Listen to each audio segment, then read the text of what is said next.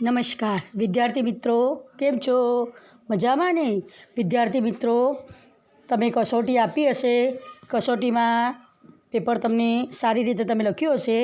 અને કસોટી પહેલાં આપણે સામાજિક વિજ્ઞાનનો પાઠ 13 સંસાધનોનું જતન અને સંરક્ષણ એનો પાર્ટ 1 ભણી ગયા.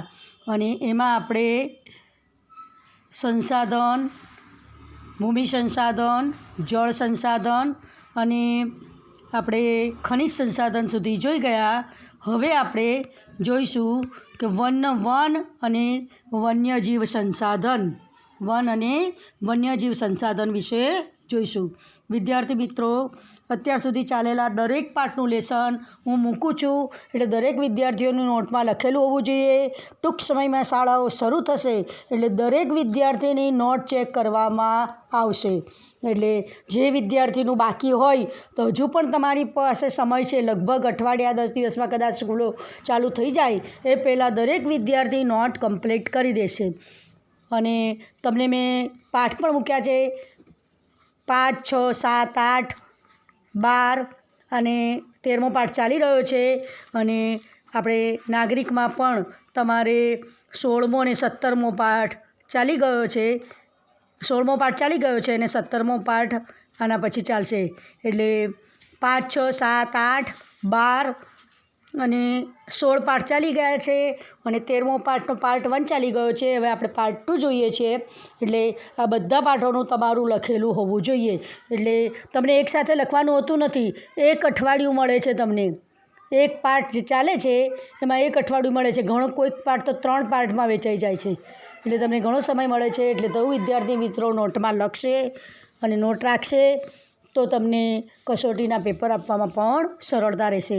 અને એક્ઝામ પણ લેવા હશે જ, એટલા માટે સૌ વિદ્યાર્થી મિત્રો આપેલી સૂચનાનું ધ્યાન રાખશે.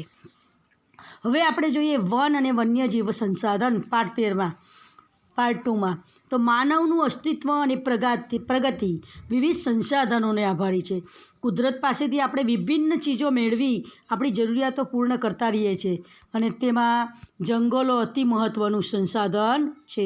સાથે વન્યજીવન પણ નિરાળું અને વૈવિધ્યસભર છે. ભારતીય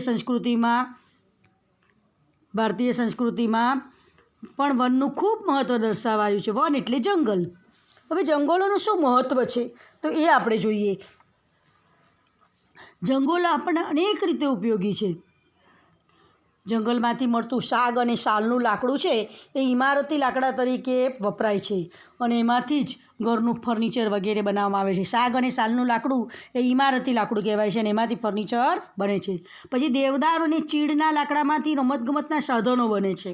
આ એક વાક્યના પ્રશ્નોમાં વિકલ્પોમાં પૂછાય એટલે દરેક વિદ્યાર્થી આ યાદ રાખશે. ટૂંક નોંધમાં આવે જંગલોનું મહત્ત્વ, મુદ્દાસર ઉત્તર આપો, એમાં પણ આવો પ્રશ્ન આવી શકે. એટલે આ દરેક વિદ્યાર્થીઓને જંગલોનું મહત્ત્વ આવડવું જોઈએ. દેવદાર અને ચીડના લાકડામાંથી રમતગમતના સાધનો બને છે. વાંસમાંથી ટોપલા, ટોપલી, કાગળ, રેયોન વગેરે બનાવી શકાય છે. અને જંગલમાંથી લાખ, ગુંદર, મધ, ઔષધિ વગેરે આપણને મળે છે. જંગલમાંથી જે ફળો મળી રહે છે બરાબર, એનો ખોરાક તરીકે પણ ઉપયોગ થાય છે. અને જંગલમાં રહેતી પ્રજાને તે આજીવિકા પણ પૂરી પાડે છે. હવે જંગલોનું આર્થિક મહત્ત્વની સાથે પર્યાવરણીય મહત્ત્વ પણ છે. જંગલો આબોહવાને વિષમ બનતી અટકાવી અને ભેજ જાળવી રાખે છે. વિષમ એટલે ખૂબ ગરમ. વિષમ આબોહવા કોને કહેવાય? તમે ભણી ગયા છો આગળ, બરાબર ને? કે શિયાળામાં બહુ ઠંડી લાગે અને ઉનાળામાં બહુ ગરમી લાગે, તો એવી આબોહવાને શું કહેવાય? વિષમ આબોહવા કહેવાય છે. એટલે જંગલો આબોહવાને વિષમ બનતી અટકાવી અને ભેજ જાળવી રાખે છે અને વરસાદ લાવવામાં પણ ઉપયોગી છે. પછી ભૂમિગત જળને ટકાવી રાખવામાં પણ મદદરૂપ થાય છે. કારણ કે મેં આગળ જ આપણે ભણી ગયા હતા તમે કે જો સપાટ જમીન હોય તો પાણી સતત વહી જાય, પણ જો વૃક્ષોથી છવાયેલી જમીન હોય તો પાણીનો પ્રવાહ ધીમો પડી જાય. વૃક્ષનું થડ આવે ત્યાં અટકી જાય એટલે એ પાણી શું થાય? જમીનમાં ઉતરે. એટલે ભૂમિગત જળ, જમીનની અંદર રહેલું જળ ટકાવી રાખવામાં પણ તે મદદરૂપ થાય છે જંગલો. તથા જમીનનું ધોવાણ થતું પણ અટકાવે છે. એટલે વાતાવરણમાં ઓક્સિજન અને કાર્બન ડાયોક્સાઇડ વાયુનું સંતુલન જાળવવામાં પણ જંગલો મદદ કરે છે. એટલે વૃક્ષો મદદ કરે છે. વાતાવરણમાં કયા વાયુઓનું સંતુલન જાળવવામાં? તો ઓક્સિજન અને કાર્બન ડાયોક્સાઇડ, કારણ કે આપણને શ્વસન માટે શેની જરૂર છે? ઓક્સિજન. અને આપણે શ્વાસમાં કયો વાયુ કાઢીએ છીએ? Carbon dioxide. તો આ બંનેનું સંતુલન જાળવવામાં કોણ મદદરૂપ થાય છે આપણને? જંગલો.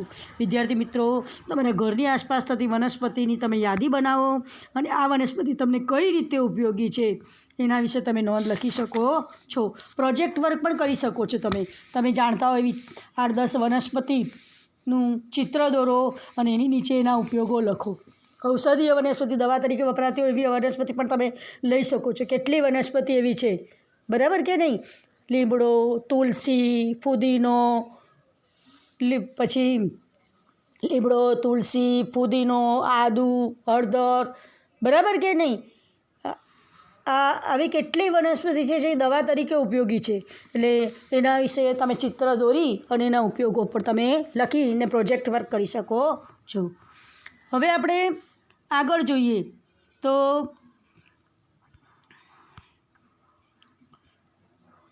ભારતની અંદર જંગલોનું પ્રમાણ ખૂબ જ ઓછું છે. આપણા ભારત દેશમાં જંગલોનું પ્રમાણ ખૂબ ઓછું છે અને સૌથી વધુ જંગલ અંદમાન અને નિકોબાર દ્વીપ સમૂહમાં તેમજ મિઝોરમ, મણિપુર, ત્રિપુરા અને અરુણાચલ પ્રદેશ રાજ્યોમાં આવેલા છે. દુનિયામાં સૌથી વધુ જંગલો ક્યાં આવેલા છે? તો અંદમાન નિકોબાર દ્વીપ સમૂહમાં, મિઝોરમ, મણિપુર, ત્રિપુરા અને અરુણાચલ પ્રદેશમાં આવેલા છે ભારત દેશની અંદર તમે જોશો તો. અને ઉત્તર પૂર્વના પર્વતીય ક્ષેત્રોની અંદર જંગલોનું પ્રમાણ 60% વધુ છે. ઉત્તર પૂર્વના પર્વતીય વિસ્તારમાં.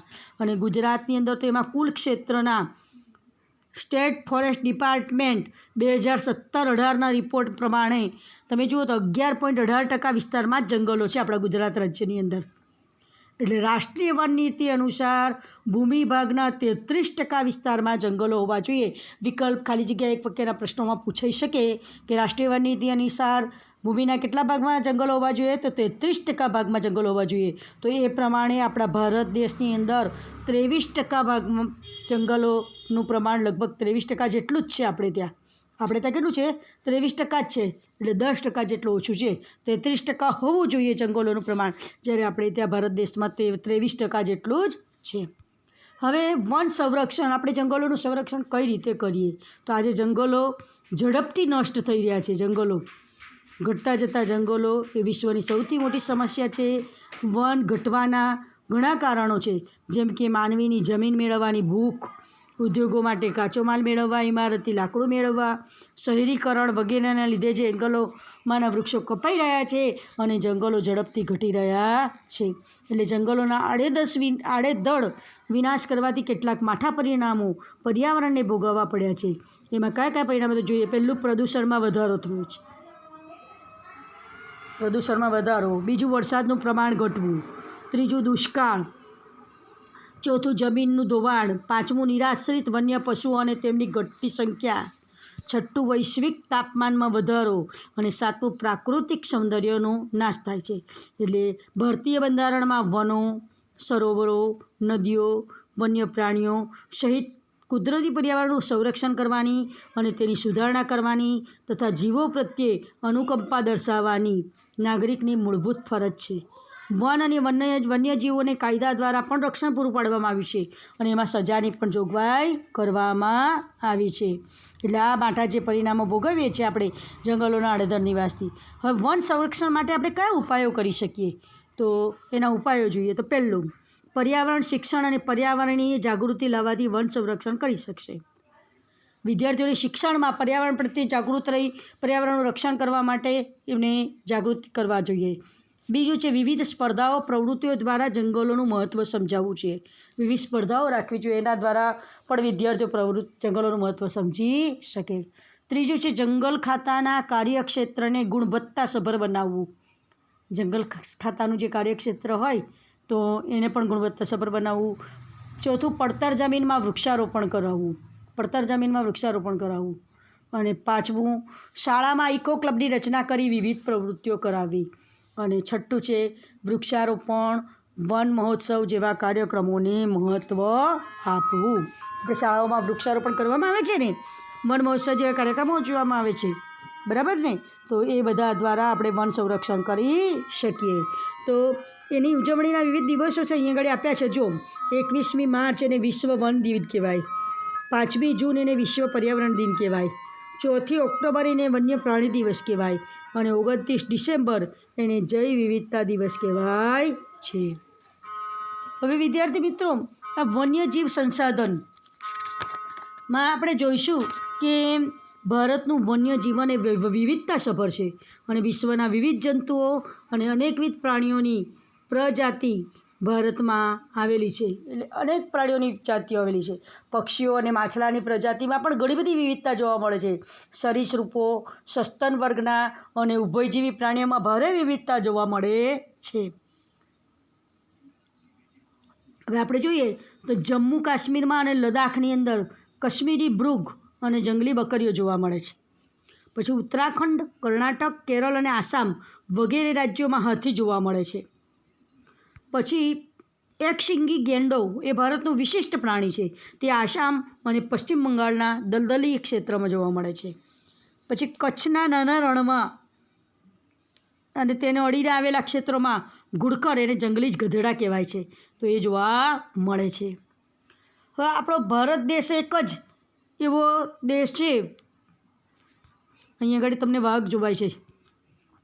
હવે આપણો ભારત દેશ એક એવો દેશ છે કે જ્યાં સિંહ, દીપડો અને વાઘ ત્રણેય પ્રાણીઓ સાથે જોવા મળે છે. એટલે ત્રણેય પ્રાણીઓ જોવા મળે છે. આપણો ભારત દેશ એક જ એવો છે કે જેમાં સિંહ પણ જોવા મળે છે, દીપડો પણ જોવા મળે છે અને વાઘ પણ જોવા મળે છે. સિંહ ક્યાં વસે છે? તો ગુજરાતના ગીરના જંગલોમાં સિંહ વસે છે. વાઘ પશ્ચિમ બંગાળ, મધ્યપ્રદેશ, મહારાષ્ટ્ર, કર્ણાટક, રાજસ્થાન અને હિમાલયના ક્ષેત્રોમાં જોવા મળે છે વાઘ. અને એમાં રોયલ બેંગલ ટાઈગર એટલે કે બંગાળાનો વાઘ જે છે એ વિશ્વની 8 પ્રજાતિઓમાંનો એક છે. ખાલી જગ્યા વિશ્વની 8 પ્રજાતિઓમાંનો એક છે, તો રોયલ બેંગાલ ટાઈગર એ બંગાળાનો વાઘ છે અને વિશ્વની 8 પ્રજાતિઓમાંનો તે એક છે. હવે ભારતની અંદર બતક, પોપટ, કાબર, કબૂતર, એની આગળની લીટી રહી ગઈ, દાતા, જેસોર, વિજયનગર, ગુજરાતના ડેડિયાપાડા અને રતલમહાલના વિસ્તારમાં રીંછ જોવા મળે છે. અહીં તમે જુઓ છો આ રહ્યું રીંછ આપણા ગુજરાતમાં અને એમાં આપણા આ આવેલું છે ડેડિયાપાડા અને રતનમાલ એ રીંછ માટે પ્રખ્યાત છે. પછી ભારતની અંદર બતક, પોપટ, કાબર, કબૂતર, મેના વગેરે પ્રજાતિઓ પણ જોવા મળે છે, પક્ષીઓ પણ જોવા મળે છે. અને ગુજરાતનું નળ સરોવર છે ને એમાં શિયાળામાં આવતા યાયાવર પક્ષીઓ માટે જાણીતું છે. ગુજરાતનું કયું સરોવર યાયાવર પક્ષી માટે જાણીતું છે? તો નળ સરોવર. અને સુરખાબ એ ગુજરાતનું રાજ્ય પક્ષી છે. સુરખાબ એ ગુજરાતનું રાજ્ય પક્ષી છે. હવે ભારતના દરિયા કિનારે, સાગર કિનારે તમે જશો તો મેકરલ, ઝીંગા, બુમલા, શાર્ક, ડોલ્ફિન, સાલ્મન વગેરે પ્રજાતિની માછલીઓ જોવા મળે છે.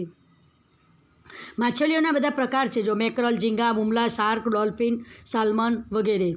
અને ભારતની અંદર વિવિધ પ્રકારના હરાણ અને સાપની પણ અનેક પ્રજાતિ જોવા મળે છે. એટલે સાપની પણ અનેક પ્રજાતિઓ જોવા મળે છે. અને હિમાલયના શીત વનમાં લાલ પાંડા જોવા મળે છે. અહીંયા આગળ આ રહ્યું ચિત્ર આપેલું છે, લાલ પાંડા. હવે લુપ્ત થતું વન્યજીવન, લુપ્ત થતું એટલે જે પક્ષીઓ કે પ્રાણીઓની હવે પણ જોવા મળતા નથી, એટલે એનું લુપ્ત થતું જતું જીવન કહેવાય છે. તો ગુજરાતના જંગલોમાંથી વાઘ અને ભારતના જંગલોમાંથી ચિત્તો લુપ્ત થયો છે. જો ગુજરાતના જંગલોમાંથી વાઘ અને ભારતના જંગલોમાંથી ચિત્તો અને કેટલાક પક્ષીઓ જેમાં ચકલી, ગીધ, સારસ, ઘુવડ, ઘોરાડ અને ઘડિયાળ એટલે મગર, પછી ગંગે, ડોલ્ફિન જેવા પ્રાણીઓ પણ લુપ્ત થવાના આરે છે. અહીંયા ઘોરાડ પક્ષી બતાવ્યું છે, બરાબર ને, રણ પ્રદેશમાં આવેલું છે. હવે ગુજરાતની નર્મદા, તાપી, સાબરમતી વગેરે નદીઓમાં મળતી જળ બિલાડી અહીંયા ઘડી બતાવી છે. આ રહી જળ બિલાડી છે. જો આ ઘડિયાળ એનો આકાર એવો છે ને એટલે એને ઘડિયાળ મગર છે એને ઘડિયાળ કહે છે. પછી અહીંયા આગળ ગંગે ડોલ્ફિન આ નામ તમે સાંભળ્યું છે ને, બરાબર ને, હમણાં જ મેં તમને વાત કરી. એટલે અને આ જળ બિલાડી એટલે ગુજરાતની નર્મદા, તાપી, સાબરમતી વગેરે નદીઓની અંદર જળ બિલાડી સંકટમાં છે. એટલે જળ બિલાડીનું અસ્તિત્વ ઓછું થતું જાય છે. હવે આગળ આપણે જોઈએ કે વન્યજીવનનું આપણે સંરક્ષણ કઈ રીતે કરી શકીએ, એના માટે કયા પગલાંઓ લઈ શકીએ. તો સદીઓથી વન્ય પ્રાણીઓના રક્ષણ માટે, વન્યજીવોના સંરક્ષણ માટે કાયદા થતા આવ્યા છે. સમ્રાટ અશોક, કયો રાજા? સમ્રાટ અશોક. એણે વન્યજીવનના રક્ષણ માટેના કાયદા કરાવ્યાની નોંધ ઇતિહાસમાંથી મળે છે. એટલે એક વિકલ્પમાં ખાલી જગ્યા બા કે એક વાક્યના પ્રશ્નમાં પૂછાય કે કોણે વન્યજીવના રક્ષણ માટેના કાયદા કરાવ્યાની નોંધ ઇતિહાસમાંથી મળે છે? તો સમ્રાટ અશોકે. અને આજે પણ તે માટેના કાયદા છે. અને મોટાભાગના તમે જોશો તો મોટાભાગના રાજ્યોની અંદર સ્ટેટ વાઇલ્ડ લાઈફની રચના કરવામાં આવી છે. સ્ટેટ વાઇલ્ડ લાઈફની રચના કરવામાં આવી છે. અને અન્ય સ્વૈચ્છિક સંસ્થાઓ પણ તેના કામ માટે કામ કરી રહી છે. વન્યજીવ સંરક્ષણ માટે નીચે મુજબના કાયદાના પગલાઓ લેવા જોઈએ. હવે કયા પગલાં લેવા જોઈએ? તો પહેલું, વન્યજીવો પર થતા અત્યાચાર અને શિકાર પ્રવૃત્તિને અટકાવવા કડક અમલ કરવો જોઈએ. વન્યજીવો પર જે અત્યાચાર થાય છે એ અને શિકારની પ્રવૃત્તિને અટકાવવા કડક અમલ કરવો જોઈએ. બીજું, જંગલના વન્યજીવોની ગણતરી સમયાંતરે કરવી જોઈએ. જંગલની અંદર કેટલા વન્યજીવો છે તેની ગણતરી પણ અમુક સમયના અંતરે કરવી જોઈએ. જેવી રીતે આપણે દેશમાં વર્ષની ગણતરી કેવી રીતે કરીએ છીએ 10-10 વર્ષે, તો એવી રીતે. ત્રીજું છે, જંગલ વન્યજીવોને કુદરતી સંરક્ષણ પૂરું પાડે છે, તેથી જંગલોનો વિનાશ થતો આપણે અટકાવવો જોઈએ. ચોથું, લોકોને વન્યજીવોનું મહત્ત્વ સમજાવી અને વન્યજીવ સંરક્ષણની સમજ આપવી જોઈએ. એટલે લોકોને જંગલમાં રહેલા જીવો જે છે એનું મહત્ત્વ સમજાવવું જોઈએ. પાંચમું, જંગલમાં લાગતી આગને ડામવા ઝડપથી પ્રયત્ન કરવો જોઈએ. જંગલમાં જે આગ લાગે ને એને દાવાનળ કહેવાય છે. એટલે એ ડામવા માટે ઝડપથી પ્રયત્ન કરવા જોઈએ, કારણ કે એનાથી કેટલાય પ્રાણીઓને નુકસાન થાય છે. પછી વન્યજીવોને તબીબી સારવાર મળે તેવા પ્રયત્ન કરવા જોઈએ. અને વન્યજીવો માટે સંરક્ષિત ક્ષેત્રોનો વિકાસ કરવો જોઈએ. પ્રચાર પ્રસાર માધ્યમો દ્વારા જાગૃતિ લાવવી જોઈએ. અને વન્યજીવ સંદર્ભે વન્યજીવોની જરૂરિયાતો જેવી કે પાણી, ખોરાક, કુદરતી આવાસ પૂરતા પ્રમાણમાં મળે તેવી વ્યવસ્થા ગોઠવવી જોઈએ. એટલે વન્યજીવોને એમની જે જરૂરિયાત છે પાણી, ખોરાક, કુદરતી આવાસ એ મળે તે કહે છે કે એવી પણ આપણે વ્યવસ્થા કરવી જોઈએ. તો વિદ્યાર્થી મિત્રો, આ આપણે વન્યજીવ સંરક્ષણ સુધી જોઈ ગયા સુધી પાઠ. હવે આ પાઠનું જે કંઈ હું લખાવું તે સૌ વિદ્યાર્થી નોટમાં અવશ્ય લખશે અને પછી નોટ ફોટા પાડીને મોકલશે. અથવા તો જ્યારે પણ નોટ મંગાવવામાં આવે, લગભગ હું જોઉં છું 7મા ધોરણના અમુક વિદ્યાર્થીઓ જ લેસન મોકલે છે, બાકીના વિદ્યાર્થી લેસન મોકલતા નથી.